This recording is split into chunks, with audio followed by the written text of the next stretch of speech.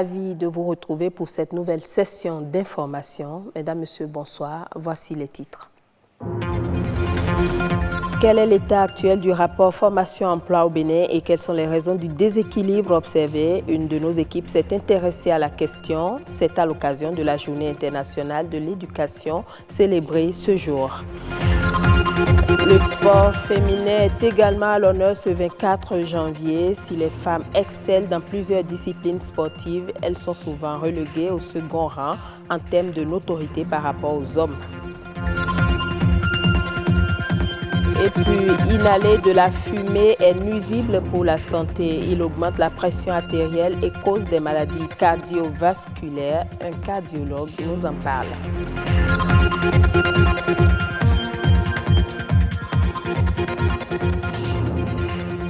L'éducation est la base du développement de toute nation. Au Bénin, le taux de jeunes sans emploi dépasse de loin celui des jeunes actifs, une situation entre autres liée au déséquilibre entre la formation et l'emploi.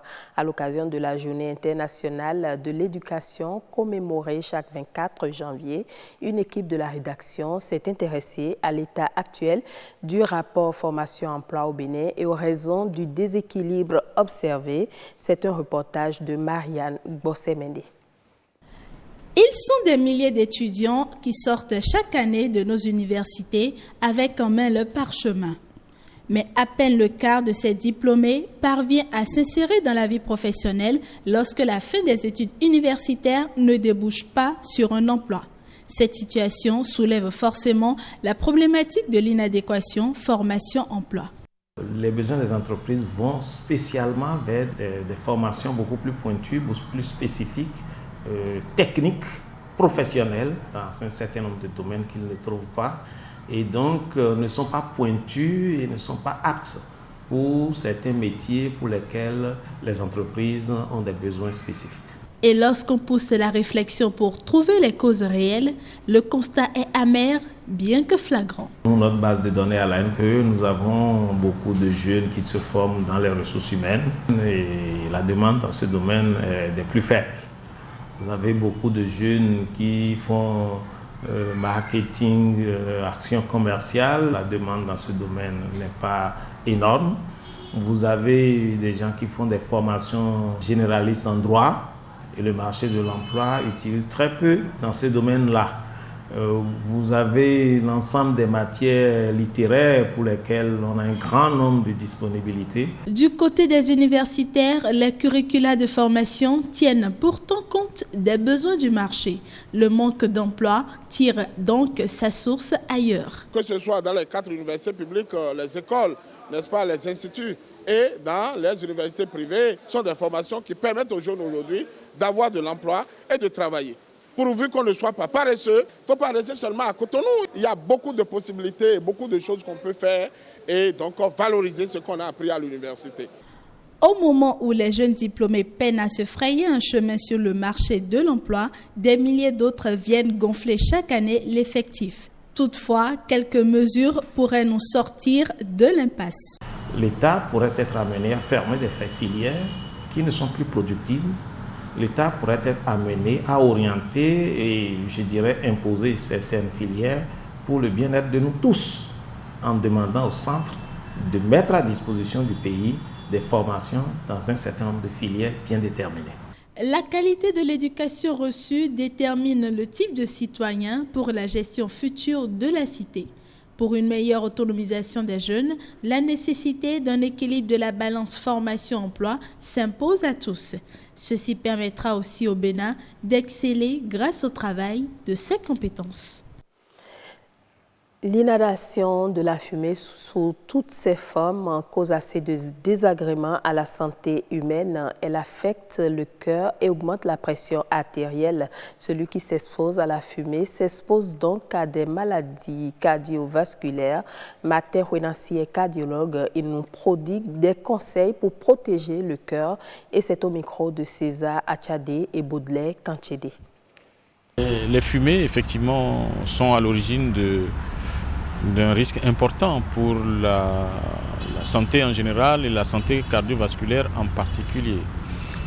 dans les fumées que vous voyez dans votre environnement, aussi bien à la cuisine que pendant les feux de brousse ou dans la circulation du fait des gaz d'échappement ou la fumée de cigarette, les risques sont importants parce qu'à l'intérieur de ces fumées, il y a des substances nocives pour la santé, notamment pour les poumons, pour le système cardiovasculaire. Qu'est-ce qui va se passer au niveau des poumons? C'est que ces fumées-là vont envahir les bronches et créer de l'irritation et de l'obstruction dans les bronches, ce qui va gêner de façon considérable la respiration. Et à terme, avec le mauvais fonctionnement des poumons, le cœur va aussi mal fonctionner. Deuxièmement, les fumées vont entraîner directement au niveau du cœur et des vaisseaux, notamment des artères, un système d'obstruction aussi. Et l'obstruction des artères va entraîner un très mauvais fonctionnement de beaucoup d'organes, notamment du cœur lui-même.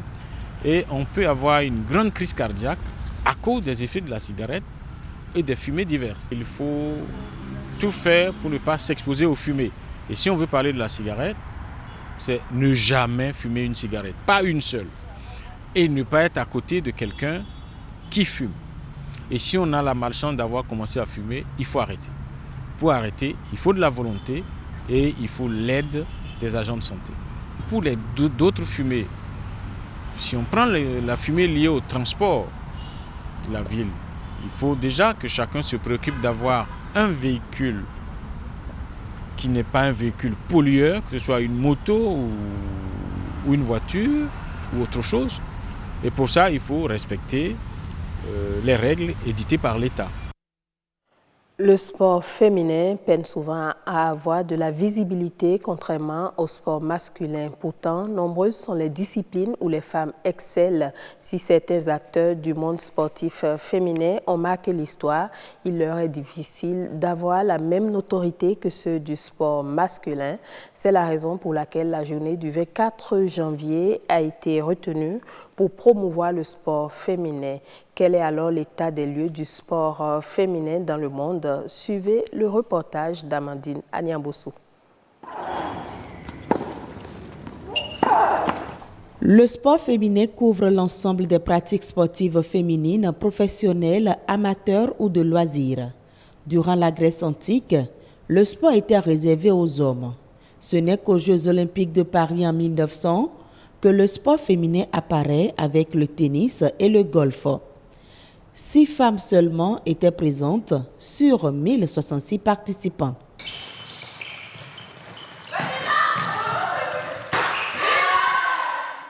Aujourd'hui encore, de très grandes disparités subsistent dans le traitement des professionnalismes sportifs masculins et féminins. Au niveau du sport féminin en général, même dans le monde, c'est un peu comme une discrimination. Lorsque des femmes jouent, on n'a pas autant de monde et on n'a pas autant de financement comme chez les hommes. Mais je trouve que c'est au plan mondial. S'engager dans le sport en tant que femme n'est pas facile. On a beaucoup de handicaps.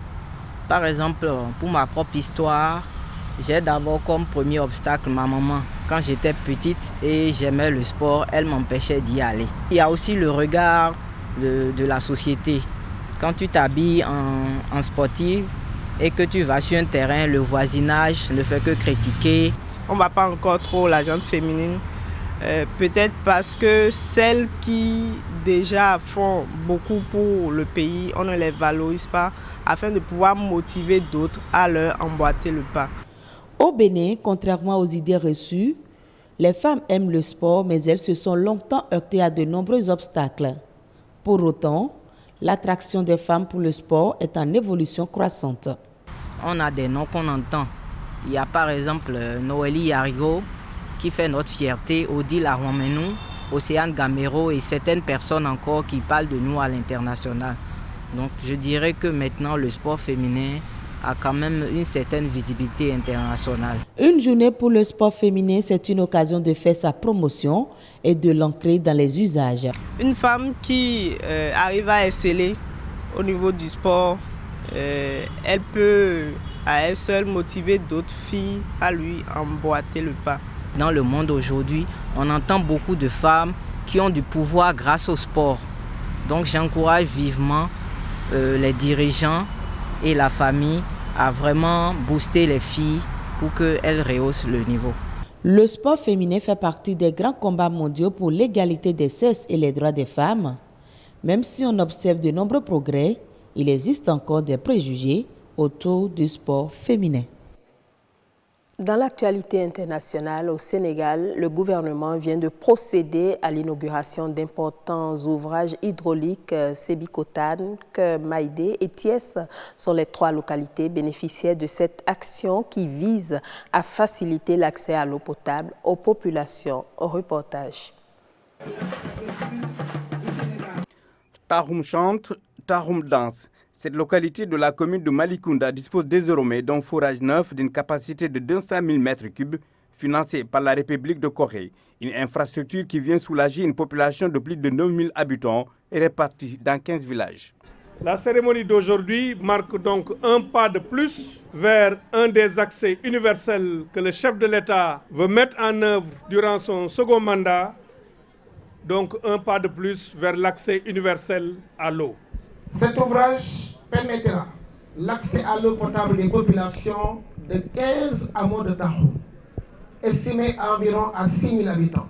La Corée du Sud accompagnera toujours le Sénégal sur le chemin de l'émergence et mettra tout en œuvre pour renforcer les liens d'amitié et de coopération entre nos deux pays. Autre ouvrage que Serigne Mbaye Thiam a inauguré, les réservoirs de Thiès, 2 infrastructures hydrauliques de transit et de stockage de la production de Tasset et de Keur Momar 3.